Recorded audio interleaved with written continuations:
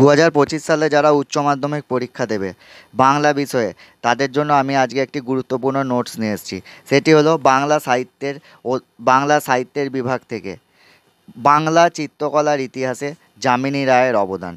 বাঙালির চিত্রকলা এই অধ্যায় থেকে 2024 সালে কোনোরূপ প্রশ্ন আসেনি, তাই 2025 সালে তোমাদের চিত্রকলা অধ্যায় থেকে প্রশ্ন আসবেই। তার মধ্যে এই যামিনী রায় অতি গুরুত্বপূর্ণ একটি প্রশ্ন। আমি আজকে নোটসটি তোমাদের জন্য যেমনভাবে তৈরি করেছি, তোমরা যদি তেমনভাবে পরীক্ষাতে লেখো তাহলে পুরো 5-এ 5 নাম্বার তোমরা পাবেই।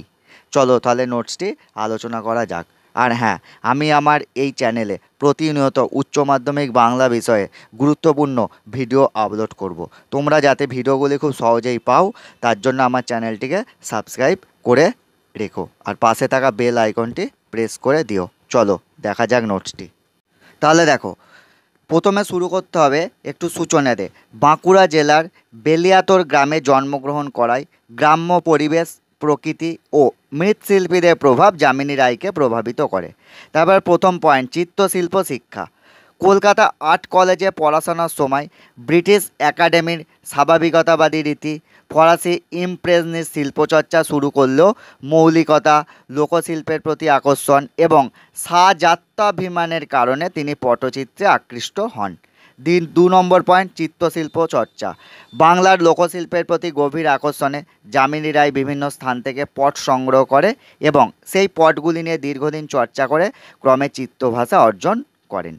ভারতীয় চিত্রকলায় তার ছবির ভাব, বিষয়, অঙ্কন রীতি সমকালীন অন্যান্য শিল্পীদের থেকে স্বতন্ত্র হয়ে ওঠে, মানে আলাদা হয়ে ওঠে। চিত্র বৈশিষ্ট্য। যামিনী রায়ের ছবি সমতল জল রঙে আঁকা। তার চিত্রিত ছবিতে সারা পট জুড়ে মানুষজন, পশু পাখির অবস্থান, সমতল ব্যাকগ্রাউন্ডে ছোট বড় অলঙ্করণ দেখা যায়। লাস্ট পয়েন্ট হচ্ছে ছবির বিষয়। যামিনী রায়ের ছবির বিষয় ছিল রামায়ণ, মহাভারতের নারী ও পুরুষ, যিশু, আদিবাসী সমাজ, বাউল, বৈষ্ণব, পশু পাখি ইত্যাদি। একদম উপসংহারে লিখবে, চিত্রকলায় অসামান্য অবদানের জন্য 1955 সালে যামিনী রায় পদ্মবিভূষণ উপাধিতে সম্মানিত হন। এটা শর্ট কোশ্চেনেও আসে, যামিনী রায় কবে পদ্মবিভূষণ উপাধি পেয়েছিল। ঠিক আছে, আমি নোটসটি যেমনভাবে লিখেছি, যা যা পয়েন্ট দিচ্ছি, একদম সহজ সরল ভাষায় তোমরা পুরোটাই নোটসটা আশা করি লিখতে পারবে।